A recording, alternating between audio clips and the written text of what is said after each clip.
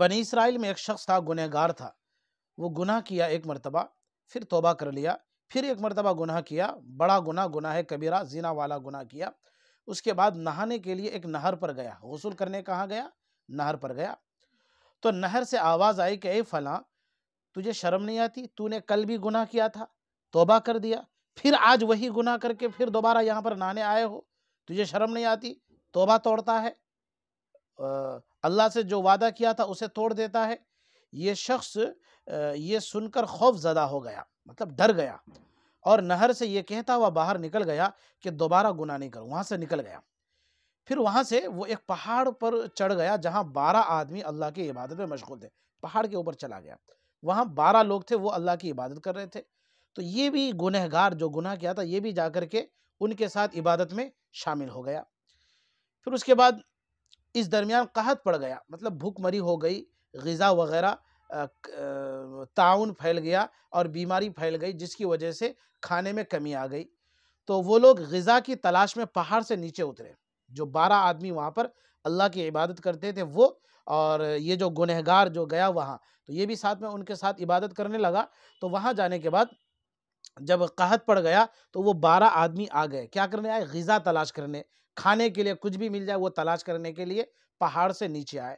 جیسے پہاڑ سے نیچے آنے لگے تو یہ 12 آدمی کہنے لگے اس گنہگار سے جو ان کے ساتھ شامل ہوا، کہنے لگے کہ تم بھی ہمارے ساتھ چلو، تم اکیلے یہاں پر کیا کرو گے؟ تو وہ آدمی کہنے لگا کہ میں نہیں جاؤں گا، تم لوگ جاؤ. بولے کیوں نہیں جائیں گے آپ؟ وہ اس لیے گنہگار کہتا ہے کہ میں اس لیے نہیں جاؤں گا کہ وہاں نہر کے پاس کوئی ہے جو میری گناہ پر مطلع ہو جاتا ہے. جب میں گناہ کرتا ہوں اسے پتہ چل جاتا ہے، اور پھر وہ مجھے اپنے گناہ پر مجھے ٹوکتا ہے، مجھے شرم آتی ہے وہاں جانے سے، اس لیے تم ہی لوگ جاؤ، میں یہیں رہوں گا. تو 12 آدمی پہاڑ سے نیچے اتر کر کے جاتے ہیں. تو جیسے اس نہر کے پاس سے گزرتے ہیں تو نہر سے ایک آواز آتی ہے، غیب سے ایک آواز آتی ہے، اور ان 12 آدمیوں سے کہا جاتا ہے کہ تمہارا ساتھی وہ جو آدمی تھا وہ کیوں نہیں آیا، وہ کہاں ہے؟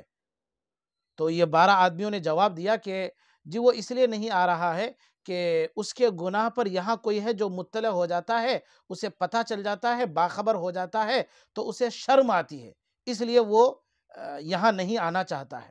تو پھر غیب سے آواز آئی اور ان 12 آدمیوں سے کہا گیا کہ جس طرح سے تمہارا بچہ اگر کوئی گناہ کرے پھر وہ تم سے معافی مانگ لے تو تم لوگ معاف کرتے ہو اسے؟ ہاں معاف کرتے ہیں.